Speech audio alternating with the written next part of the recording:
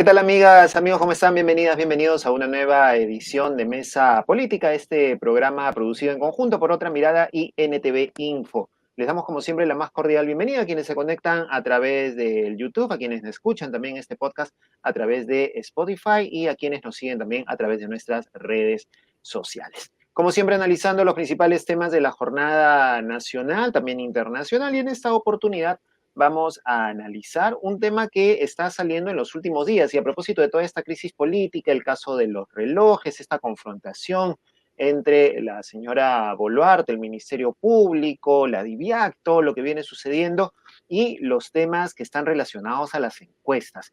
7, 8, 9% son los promedios en los cuales se está moviendo el porcentaje de popularidad de la presidenta Dina Boluarte y también por esa línea sigue el Congreso de la República. Para hablar sobre estos temas, estamos ya en contacto con Giovanna Peñaflor, ella es gerente general de IMACEN, a quien le damos la más cordial bienvenida. Giovanna, ¿qué tal? ¿Cómo está? Bienvenida a Mesa Política. Muchas gracias por la invitación, Francisco. Encantada de estar aquí. La pregunta que tiene que ir de cajón, y creo que es una duda o en todo caso un aspecto de análisis interesante para todos los analistas políticos y las personas que están vinculadas al tema de los estudios de opinión.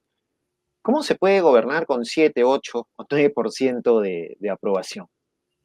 Bueno, yo creo porque hay un divorcio, ¿no? Hay un divorcio entre el Perú formal y el Perú, y no sé si virtual o el holograma del Perú institucional, porque es más un holograma, y el Perú real, el Perú que es 90% informal, el Perú donde se realizan no solo actividades informales, sino también ilícitas cada vez en mayor magnitud, donde la gente tiene que resolver sus problemas como pueda, sin esperar nada del Estado, ¿no? Entonces, ese divorcio es lo que permite que hoy día haya una clase política, porque como tú dijiste, no solo son los niveles de desaprobación de la presidencia, sino del Congreso, del Poder Judicial, de los congresistas que representan a las regiones, de los gobernadores, ¿no? Que están un poco mejor que el resto, pero también con niveles de desaprobación mayoritarios,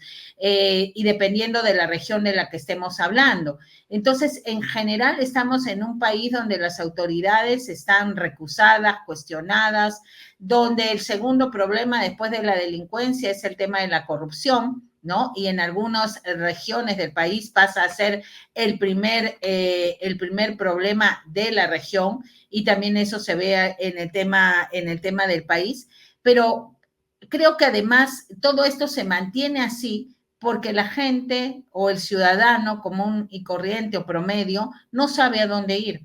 O sea, es decir, no hay una visión. En algunos otros momentos había en el país indignación. Hoy día más que indignación, ¿no? Hay vergüenza, hay pesimismo, hay miedo, y muy pocas personas, cuando hemos hecho la encuesta a nivel nacional, en el caso de IMACEN, sobre 10.800 personas, usaron la palabra indignación, 4%. Entonces, la indignación es lo que lleva a la protesta, y la protesta es lo que lleva al movimiento. En cambio, acá no hay indignación, hay pesimismo, hay la sensación de que todo está mal, pero no se sabe quién representa lo que está bien. Y es más, no hay un consenso sobre hacia dónde ir. ¿A quién vas a apoyar? ¿Al Ministerio Público, al Poder Judicial, al Congreso, al presidente, a la policía? O sea, estamos en un escenario no izquierda-derecha, estamos ya en un escenario sistema-antisistema. ¿Qué es? Y, perdón. Sí, no, le decía que es un poco este porcentaje, ¿no? Que habla de la indignación, que es un poco el porcentaje que podemos ver, por ejemplo, en redes sociales, que también representa un grupo bastante minúsculo, ¿no? De lo que es la sociedad peruana en general. Y esto no motiva, como bien usted ha dicho, no motiva que haya protesta, no motiva que haya movilización, y eso de alguna forma le permite al régimen también tomar algunas medidas y ampararse un poco en una sensación de impunidad? ¿Es lo O que sea, ustedes más creen? bien no tomar ninguna medida, porque si tú ves a la presidencia es la inacción total, ¿no? Ujú, O sea, a lo más que se atreve es abrir la puerta de Palacio, ir a un acto público y pelearse con la gente. Pero ujú. qué otra cosa hace? O sea, ¿cuál es la reacción? ¿No? ¿Buena o mala? O sea, uno puede agarrar y ver, no digo que ese sea el ejemplo, pero uno ve en Ecuador un Daniel Noboa que reacciona ante los problemas, ¿no? Podemos cuestionar si está bien o está mal, si debería ser así o no debiera ser, genera movimiento, pero este gobierno, nuestro gobierno, nuestras autoridades, el Estado peruano está inactivo, está en estado catatónico. ¿No? No pasan las cosas, nos suceden cosas terribles, hay emergencias y nada parece moverse. Y la población tampoco se mueve porque no existe liderazgo alternativo, porque todo el sistema está en crisis, porque no se ven voces a las que se pudiera apoyar. Y esto además tiene que ver con que no se sabe cuál es el camino adecuado. O sea, por ejemplo, vamos a agarrar un tema, la informalidad, ¿ya? Preguntamos a la gente, hicimos dos posiciones. Una era que no había que perseguir a la informalidad porque finalmente la gente necesita ganarse la vida para subsistir, y la otra es que había que combatirlo porque eso beneficia, porque la informalidad perjudica al país, ¿no es cierto?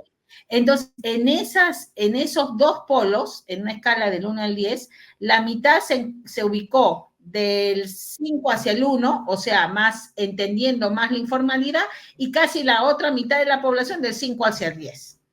O sea, es decir, son visiones antagónicas, no reconciliables, que no están siendo trabajadas, no hay propuestas, no hay discusión. Por lo tanto, ¿por qué vas a salir a luchar? Para que se mantenga el sistema, para que cambien las personas, pero todo sigue igual. O sea, por eso es que te decía que estamos yendo a un proceso de sistema antisistema y que lo que va a venir en el futuro es un antisistema. Claro, ahí algunos ubican a Antauro, en mi opinión, no, porque él forma parte del sistema. O sea, es un personaje conocido, que ha estado permanentemente hablando, ¿no? Porque, digamos, el antisistema no es necesariamente alguien disparatado, ¿no es cierto?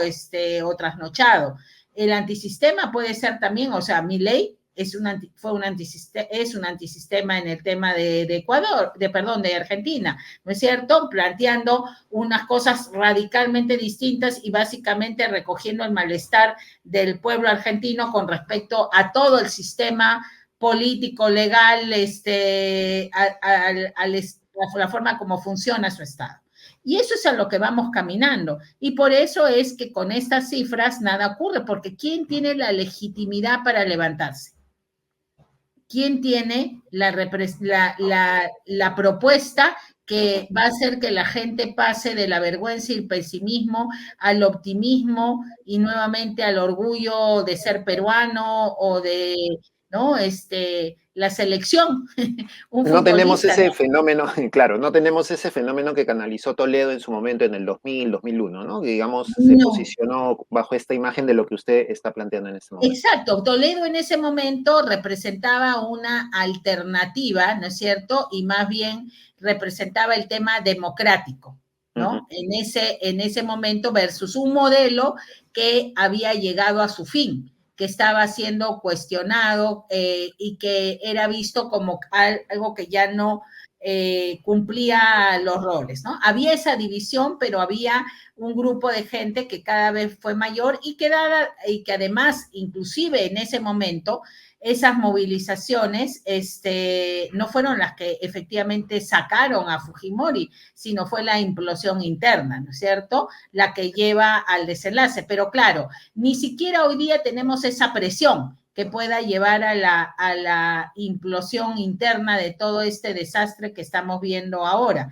O sea, es decir, cometen errores, pero esos errores les salen poco costosos en términos de la tenencia del poder, porque Ujú. no hay una opción fuerte y porque digamos, con credibilidad, con propuestas que realmente seduzcan al electorado. Esa ausencia de una opción viable de cambio, de alguien fuerte que pueda canalizar la molestia de la gente, la indignación de la población, esa ausencia de alguien fuerte puede hacer que el régimen, y hablo de régimen tanto de la señora Boluarte como del Congreso que la respalda, puede hacer que estén haciendo todas estas cosas de seguir priorizando normas a su favor, que no haya mayor movimiento con las denuncias de corrupción y que estén tan seguros de que pueden llegar hasta el 2026? Sí, porque realmente si las cosas siguieran así como están ahora, lo más probable es que el Congreso llegue al 2026, ¿no? Que inclusive podría ser que uno de los que hoy están formando parte del Congreso, no sabemos cuál, ¿no es cierto?, llegue a ejercer la presidencia el último año, porque lo que sí es más difícil es que la presidenta Dina Boluarte se mantenga hasta la entrega de del mandato. Eso es más difícil. ¿Por qué? Porque ella a partir de enero del próximo año se convierte en un peso muerto, mientras que hoy día es, digamos, la seguridad de mantenerse en el poder, ya deja de ser ser necesaria en el escenario del 2000, de las elecciones en el 2026, ¿no? Porque quien asumiera a inicios del 2025 no tendría que adelantar elecciones, no tendría que cerrar el Congreso, ¿no es cierto? Sino sería un escenario a los Sagasti, digamos, ¿no? O a lo que intentó ser Merino. Y con el tema de que hoy día la gente está incluso menos involucrada con lo que pase políticamente que en la época en que no se dio al gobierno de Merino y se vio a Sagasti como alternativa, ¿no?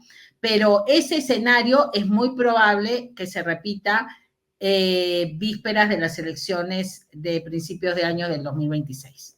Ahora, otro factor que genera ruido también dentro de la situación política es el factor Fujimori, tanto el pro como el anti, ¿no? El antifujimorismo siempre ha sido un movimiento fuerte, sobre todo en los últimos 8 o 10 años, ¿no? Que ha evitado, por ejemplo, que la señora Keiko Fujimori llegue a ganar las elecciones. Pero ahora tenemos el factor Alberto mucho más fuerte, porque él está fuera de prisión, está haciendo, aunque él diga que no, está haciendo campaña, está haciendo vida política. ¿Tiene alguna influencia este factor en lo que pueda desencadenar más adelante en la recomposición de fuerzas políticas? Mira, yo creo que hay que medirlo, como todo, ¿no? Porque además depende, si tú me dijeras un Fujimori en el Senado, creo que eso sería factible, que eso pudiera jalar más gente, depende mucho, porque por más que él haya estado conectado, entre comillas, permanentemente desde su celda, ¿no? O desde el área que tenía como prisión con el tema político, no es igual que el tema del contacto con la gente. Y además también recordemos, no era Fujimori únicamente, era el tándem Fujimori-Montesinos, ¿no?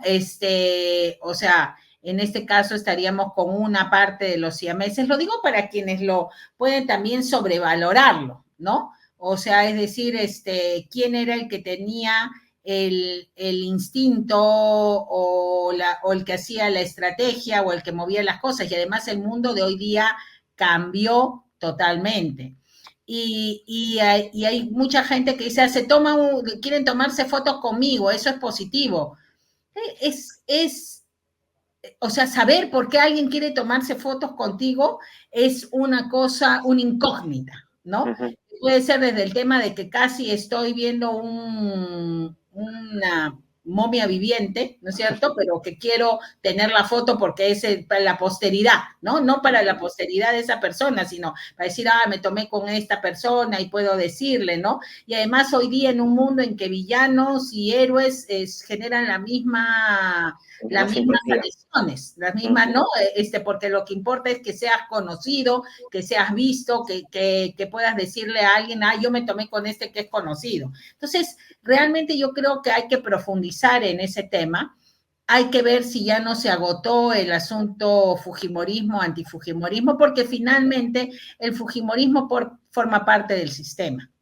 O sea, es como, digamos, si uno quisiera ponerlo con las distancias, el macrismo, ¿no? O sea, el macrismo finalmente, por más que el gobierno que le siguió relacionado con el kirchnerismo no fue bueno, no pudo captar esa animadversión y decir regresemos allí. Claro, uno dirá, Macri no tuvo el tema de haber capturado a, ¿cómo se llama?, a Abimael Guzmán, como si lo tuvo Fujimori. Pero yo creo que el signo del mundo de hoy es ir hacia adelante, no hacia atrás. Pero sin embargo, utilizando el paralelo que está haciendo usted con Macri, sin embargo, Macri no recopila estos intereses, sin embargo, se mantiene ahora en este gobierno, ¿no? Sí, Tanto con pero él como con se algunos mantiene, pero no fue el motor, no fue el driver, ¿no es claro. cierto? Que tú puedas, es como el Fujimorismo no ganó las elecciones y Pero tiene un papel, está allí, está en el Congreso, está decidiendo, está empujando, y es más, ubicado en una situación más estratégica que otros líderes, que los líderes de otros partidos, que parece que les gustara que la gente dijera, ellos están cogobernando, ¿no? Cuando la posición más inteligente es estar más al costado y recibir los beneficios, pero no la crítica.